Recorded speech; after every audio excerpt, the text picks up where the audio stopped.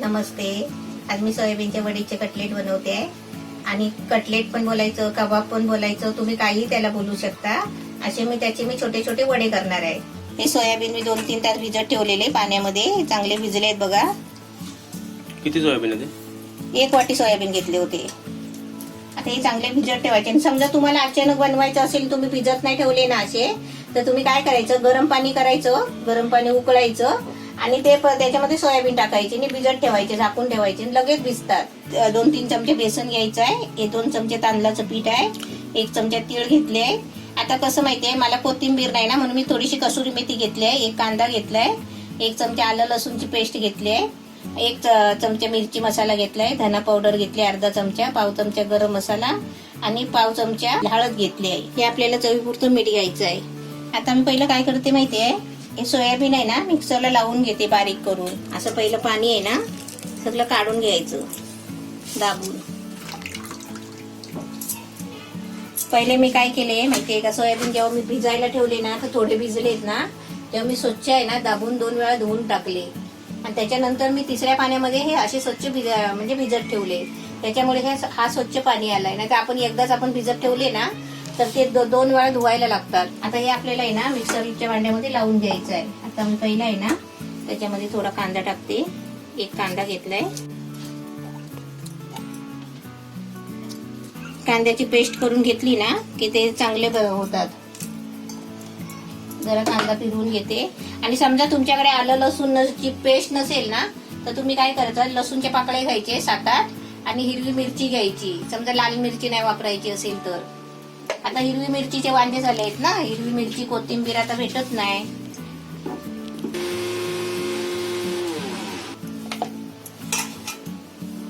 आता याच्यामध्ये ना हे अशी सोयाबीन बारीक वाटून घ्यायची. हे सगळे सोयाबीन वाटून घेतले. आता हे आपले सोयाबीननी कांदा वाटून झालेला आहे. आता याच्यामध्ये हे सगळे मसाले आणि बाकीचं साहित्य मिक्स करायचं आहे. हे आलं लसूणची पेस्ट टाकते, कसुरी मेथी नसेल तर कोथिंबीर टाकायची ना. आता कोथिंबीर नाही म्हणून मी कसुरी मेथी घेतली. म्हणजे कोथिंबीर असली असती तर भरपूर सारी अशी एवढी घ्यायची. चवीपुरतं मीठ टाकायचं. आता हे मसाले टाकायचे. मिरची मसाला, धना पावडर, गरम मसाला आणि हळद. हे तीळ टाकायचे जरा. 2-3 चमचेच घेतले बेसन आणि 2 चमचा हे घेतलंय तांदळाचं पीठ. आपल्याला जास्त नकोय. पहिलं मी 1 चमचा टाकून बघते. आता हे सर्व मिक्स करून घ्यायचं.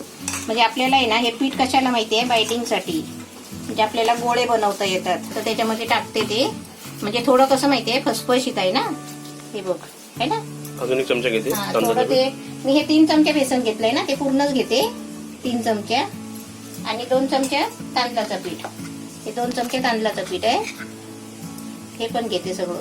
म्हणजे 3 चमचे बेसन, 2 चमचे तांदळाचं पीठ. सर्व साहित्य टाकून झालं ना आपलं. सगळं झालंय. आता फक्त आहे ना हे आता गोळा करायचा याचा आणि आपल्याला कटलेट पॅटीस सारखं कबाब बनवायचे. तुम्ही काही नाव द्यायला तसं बनवायचं. आपली जेवताना खायला डिश मस्त भाजी सारखी. आता थोडा तेल टाकलाय पॅन मध्ये बघा. आपल्याला एकदम शॅलो फ्राय करायची आहे. म्हणजे कमी तेलामध्ये आपल्याला वड्या तळून काढायचे आहे.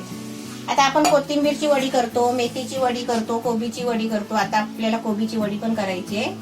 आता तशी आहे ना आपल्याला ही सोयाबीनची वडी करायची. काहीतरी भाजी पाहिजे ना घरामध्ये. आता डाळ केली, भात केला, भाजी नाही, तर आपण अशा वड्या करू शकतो ना सोयाबीनच्या. रोज भाजी खाऊन कंटाळा आला असेल की असं करायचं. हा, असं करायचं. कोथिंबीर वडी, आलू वडी करतो ना, तसंच हे पण एक पदार्थ डिश. आपल्याला जसं पाहिजे ना तसा आकार करायचा. एकदम पातळ नाही करायची वडी, अशी थोडी जाडच करायची. आपण जेव्हा हे बनवून सोडतो ना पॅन मध्ये, तेव्हा गॅस आहे ना एकदम बारीक करायचा. नाही तर काय होतं माहितीये का, आपण एक असं बनवत सोडायला गेलो ना की पहिले टाकलेले करपतात. आता एवढे सोडलेत बघा. आणि गॅस आहे ना कमी केलेला आहे. आता हे आपल्याला जे पहिले टाकलेत ना ते आपल्याला आता फिरवून घ्यायचे आहेत. हे पहिले टाकले होते ना सुरुवातीला, ते फिरवले. आता पहिले शेवट टाकते ना, ते एका साईडला ठेवते. आणि अजून हे बनवायचे 2-3 होतील. आता आपल्याला अगदीच भाजी काय बनवायला नसेल आणि सोयाबीन घरात आहे, तर रोज सोयाबीनची भाजी पण खायला कंटाळा येतो ना, तर जरा असं पटकन करायचं सोयाबीनची वडी. एवढे आपले सोयाबीनचे कटलेट झालेत बघ. एकदम दिसतात पण छान ना. मच्छीच्या तुकड्यासारखे वाटतात ते. मच्छी वाटते कुप्याची. आणि इकडे सुगंध पण मच्छीचाच येतोय मला. हा ना. हा आता हे काढताना पॅन आहे ना असा आडवा करायचा, म्हणजे तेल आहे ना सगळा खाली येतो ते बघ. आणि वरती मग सुके सुके. आता मी सगळं काढते बघ.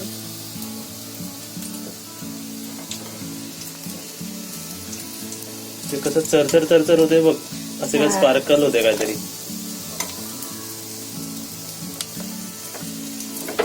तर इकडे आपली रेसिपी एकदम रेडी आहे. आता मी तुम्हाला टेस्ट करून दाखवतो आपली रेसिपी कशी झाली. आता यातला मी कोणता पीस उचलणार माहितीये, जो रेड रेड असेल ना एकदम, म्हणजे हा वाला, हा किंवा हा उचलणार मी. आता इथे बघू शकता तुम्ही आपली रेसिपी बघा. आता मी तुम्हाला यातून तोडून दाखवतो कशी दिसते आतून. एकदम भारी दिसते. तर आता मी तुम्हाला रेसिपी तोडून दाखवली. आता मी तुम्हाला टेस्ट करून दाखवतो की कशी लागते रेसिपी. तर तू सांग रेसिपीची चव कशी झाली. एकदम म्हणजे मस्तच झाली आहे. खूप छान झाली. आणि बाहेरचा तो क्रंची पण एकदम कुरकुरीतपणा तोंडामध्ये चरचर आवाज येतो ना. आतमधून क्रंची नाही, आतमधून जरा सॉफ्ट सॉफ्ट आहे ते, आणि पण बाहेरून क्रंची येते. तर रेसिपीची चव एकदम छान आहे. तुम्ही याच्यात सॉस मायोनीज मध्ये लावून खाऊ शकता. आपण असं नाश्त्यासाठी बनवलात ना तरी पण चालेल. तिखट तिखट झणझणीत असं नाश्ता बनवायचा. आपली रेसिपी एकदम छान झाली आहे. तर ही रेसिपी तुम्ही सुद्धा नक्कीच बनवा. आणि रेसिपी बनवल्यानंतर आम्हाला कमेंटमध्ये सुद्धा सांगा. या व्हिडिओमध्ये किंवा पुढच्या येणाऱ्या व्हिडिओमध्ये कमेंटमध्ये सांगा की तुम्हाला ही रेसिपी कशी वाटली. तर तुम्ही सर्वात आधी या व्हिडिओला लाईक करा, शेअर करा. तुमच्या कमेंटची आम्ही वाट बघतो. कमेंट सुद्धा करा आणि या व्हिडिओला व्हॉट्सअपवर शेअर करा.